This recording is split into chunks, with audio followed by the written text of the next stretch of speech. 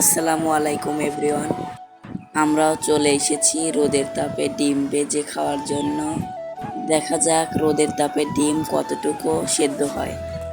আমরা অনেকেই সোশ্যাল মিডিয়াতে রোদের তাপে ডিম ভাজি করতে দেখেছি। আজকে দেখি নিজে ট্রাই করে কতটুকু সত্য। এই জন্য চলে এসেছি আমাদের বাড়ির চালের উপর। আজকে আমাদের এখানে 42 ডিগ্রি সেলসিয়াস তাপমাত্রা। তেল ভালোভাবে প্লেটে ছড়িয়ে দিলাম। তেল কিছুক্ষণ গরম করে নিলাম।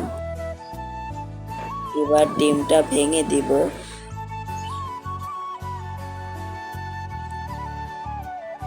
ডিমটা ভেঙে দিলাম, এখন কিছুক্ষণ ওয়েট করব।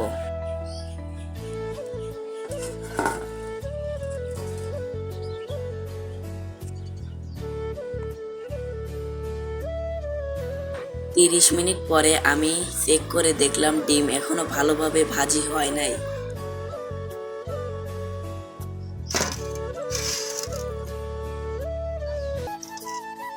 এক ঘন্টা 30 মিনিট পরে দেখলাম ডিমটি হালকা হালকা ভাজি হয়েছে, কিন্তু খাওয়ার উপযুক্ত নয়।